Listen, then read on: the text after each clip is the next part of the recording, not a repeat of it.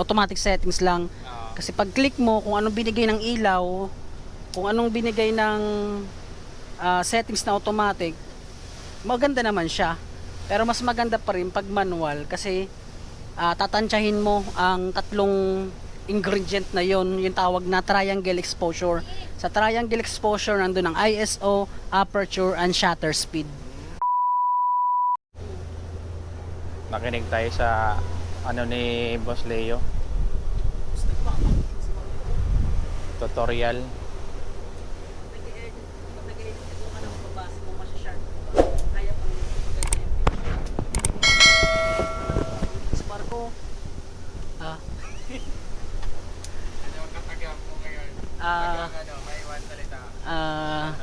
Everything you do, do it yourself. What you do, what you do. Kasi total, tansya na ito naman. Ito naman, ang lens na to. Big lens. Pero pang video siya. Pang video lang. Iba naman yung zoom lens pang picture. Sa pang video. Ito naman, yung tawag dito, wide angle. Ibig sabihin ng wide angle. Example, ang White, yung white na pag ino. makita mo yung lahat ng overall background. Mas Sa maraming side, subject. oo. Maraming subject ang ma-provide. Tulad nito. Yan. Na 18 siya, 18mm. Yan ang sakop niya na wide. Ito. Ang sagat naman niya, 45mm. Lapad ka. Malapad ka talaga, Boss Leo. Talaga na yun. Uy, ano yun?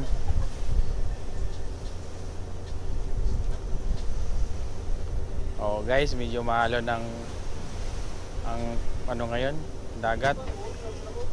Ay.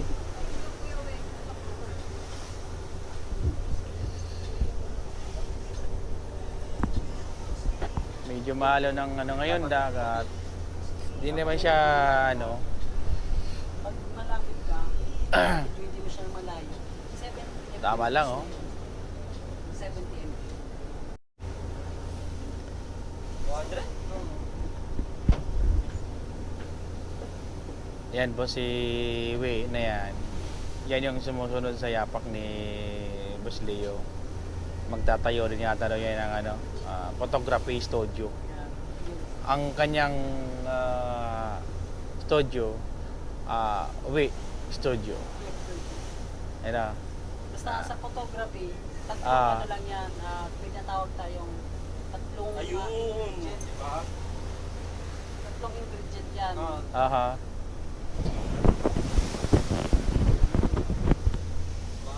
So Leo, ano yung sa photography? Anong tatlong ingredient na yan?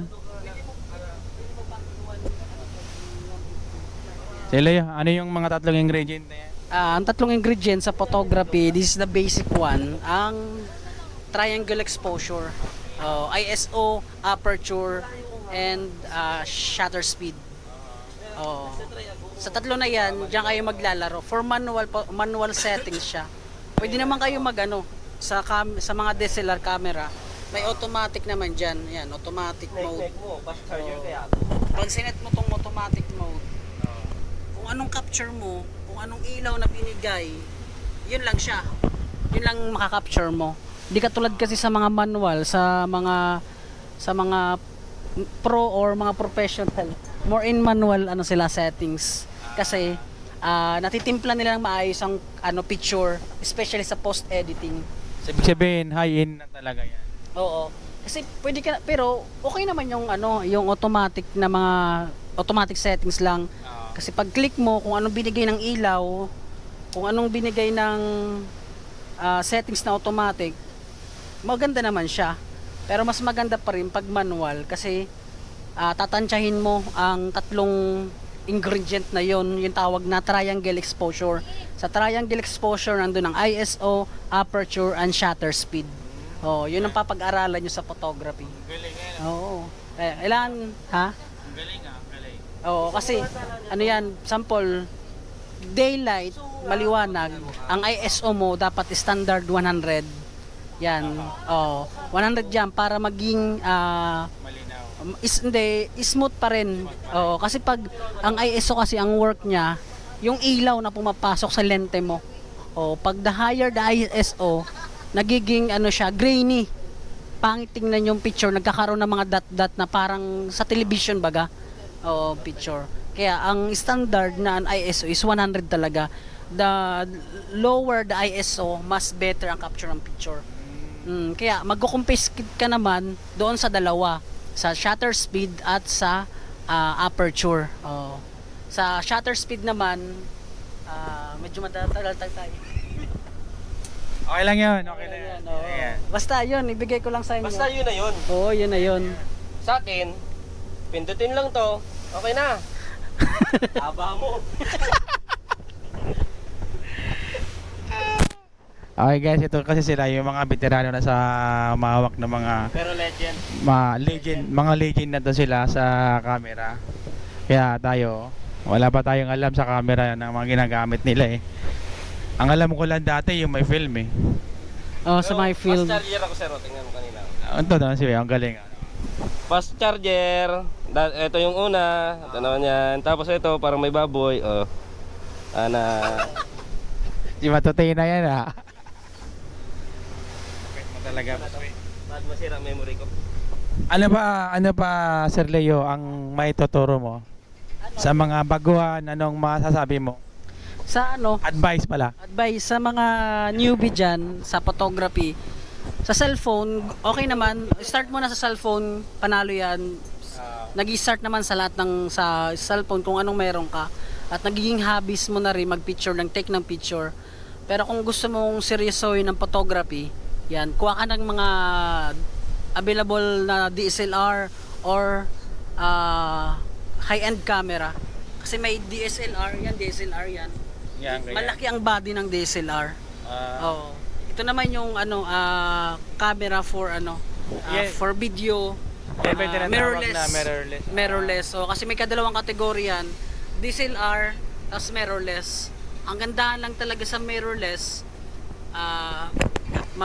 magaan lang, compact siya, maliit, and better siya for video and photography.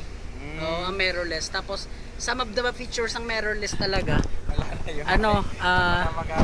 Ako na mag-awak ng mic. Some features ng mirrorless talaga is all in na siya talaga siya. Video, compact at photography at handed ang kagandahan. Stabilize na rin siya, no? Especially yung mga high-end pan na mga mirrorless, grabing stabilization katulad ng mga GoPro at Insta. Pero pricey lang talaga. Mas mahal talaga. Double ang mahal kaysa sa mga DSLR. Ganito, na big body. Yan. Yung ganyan. Big body. Dito, Yung lens na yan, yung ganyang kaba, ano man ang ilang mm naman yan? zoom lens to ang tawag dito. Zoom lens, 75 to 300 mm.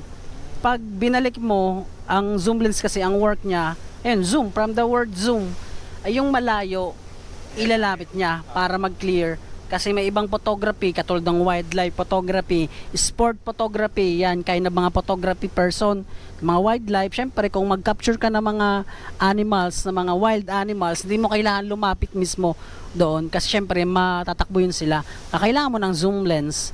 Pero maraming category rin zoom lens. Mayroon dyang zoom lens na mga Sigma. Kasi mayroon yun nga, ang zoom lens rin kasi magbabase rin tayo sa aperture. Most ng zoom lens yan 4 to 5.6 aperture. Pag naka 75 mm siya, ang aperture niya is 4. Pag zoom out mo siya sa sagad, papasok siya sa 5.6 na aperture. So papasok naman doon ang triangle exposure. Oo. Palagi kang mag-confiscate doon. Sample, pag tinaasan mo yung aperture, didilim yan ang picture. Kaya maglalaro ka naman doon sa shutter speed or sa ISO. Kaya alamin nyo lang yung tatlo na yon. Ang lapit mo talaga, Boss Leo, no? So pagdating sa mga ganyan, sa lahat ng sinabi mo, konti lang na catch up ko doon. By the way, Sir Leo, salamat sa pagpa-unlock ha. At bigay ng mga tips at sa mga features ng camera. Maraming salamat. At ano pang meron ka bang shoutout? Shoutout sa mga sa kay boss yan, Cray X. Siya Bicolanong Hilaw, check yung page niya. Siya sa Team X, X-Familia, check nyo yung mga incoming vlog. At syempre yung photography ng Leo Sinar, nandun ako. You can call me anything about sa photography. Kung gusto mo ng prenup, pati video na rin, cater kami. PM nyo lang kami. Yon. Sabi nga, walang perfecto na photography. Kailangan talaga mag-aral ka ulit. Yun, aral lang ng aral sa photography. Shout out. Thank you Sir Leo. Maraming salamat. In-interview ko lang siya ngayon kasi nga sobrang alon. Maalon yung maalon. Mukhang walang ibon. Kasi nga maalon. So, tingnan natin. Ang laki ng mga alon. Okay, salamat. Bye-bye. Hangin papalayo sa akin.